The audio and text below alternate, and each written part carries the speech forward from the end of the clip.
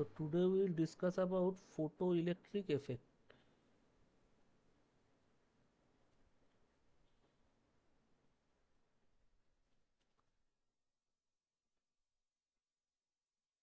So photoelectric effect, what is it? So it has been found if we have a metal plate and if we make incident some light on it from the surface of the metal plate, electrons are emitted. This phenomenon is called photoelectric effect.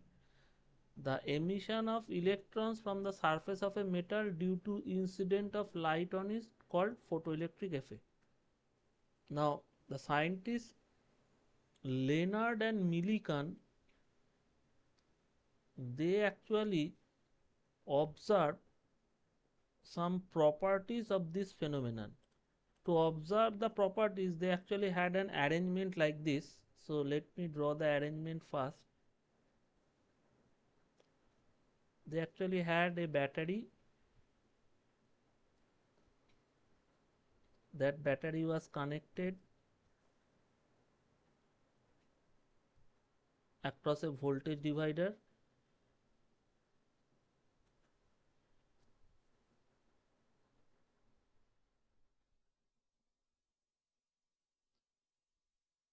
Like this.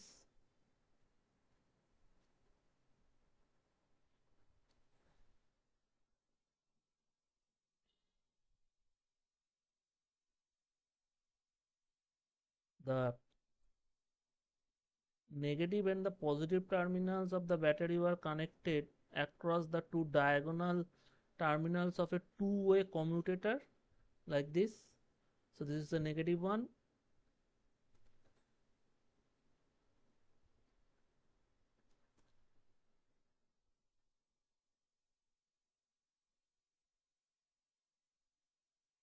Like this. The other two terminals of the two-way commutator are connected across two zinc plates like this.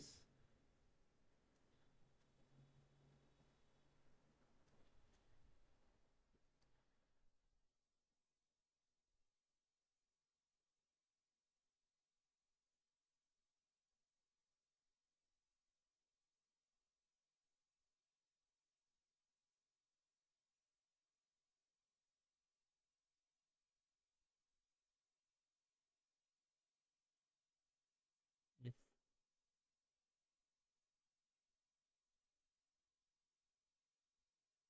So they are connected across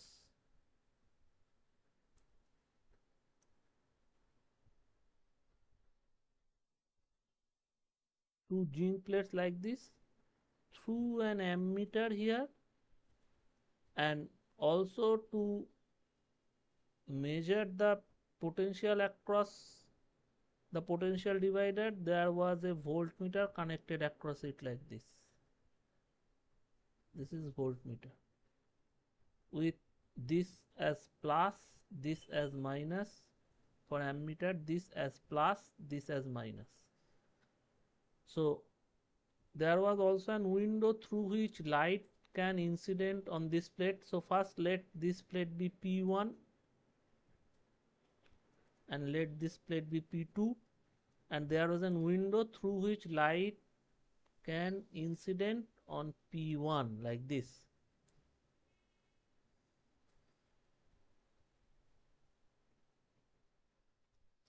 So this was the arrangement. Now Leonard and Millikan by this arrangement could actually change the potential across the plates by varying due to the use of this potential divider, as well as they could change the polarity of these two plates P1 and P2 by changing the connections in the commutator. So let's say in general they actually had the commutator connection connected like this. So this one they are connected means the plate P1 is at a negative potential compared to P2. So what they did, first they kept the frequency of the incident radiation constant. So let the frequency be nu,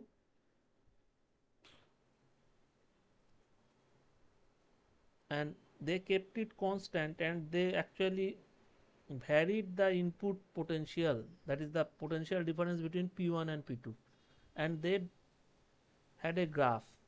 So in the graph along the y axis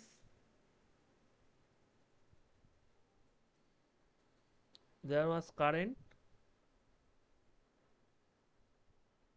and along the x axis this is the potential difference between P2 and P1, and as the connections are 1 1, this is positive, this is negative, so I am writing potential difference.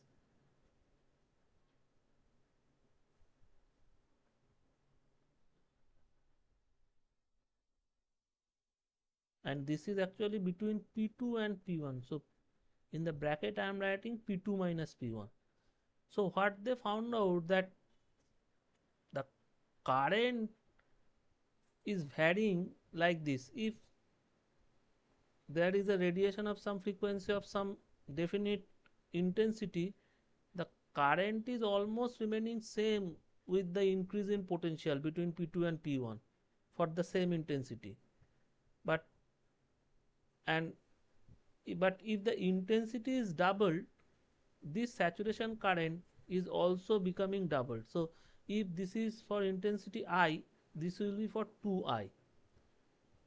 And if they actually change the polarities of P2 and P1 by connecting these two instead of 1 1, by making P1 positive and P2 negative,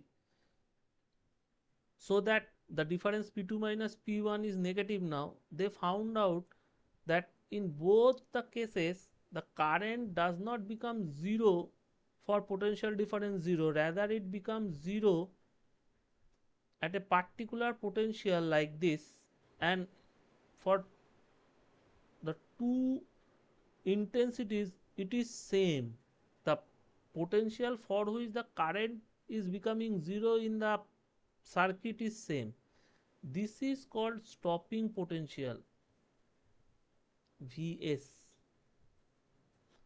where Vs is stopping potential because there is no current.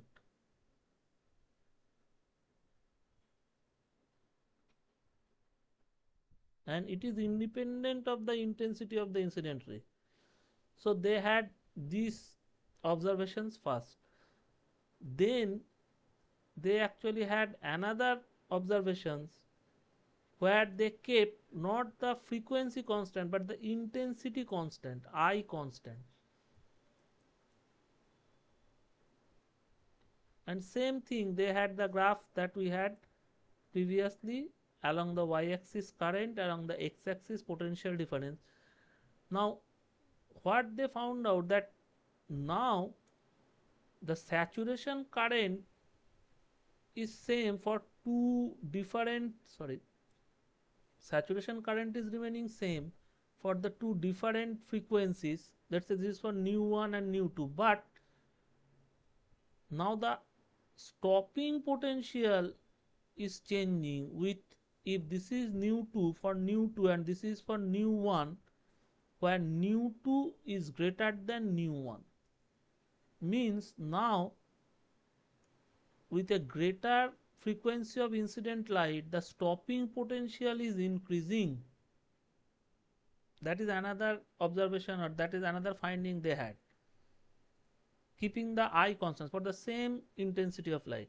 Also they found out whatever be the intensity of light, the incident radiation nu must be having a value greater than certain value nu naught for a specific material of light, whatever be the value of the intensity of light.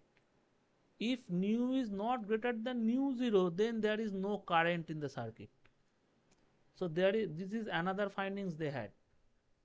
And another last observation that they had, that if they actually change the frequency, how this stopping potential is changing with incident frequency. So the next graph they had is like this, with along the y axis we had Vs and along the x axis we had nu, and they found out that this graph is actually like this, a straight line like this with an interception in the stopping potential. Means with increase in the incident frequency, the stopping potential is also increasing for the same material. Means if we increase the frequency, the stopping potential is actually increasing linearly like this. So these are the findings of Leonard and Millikan experiment, and these findings of photoelectric effects were actually explained by Einstein with the help of Planck's quantum theory that will be discussed in the next class. Thank you.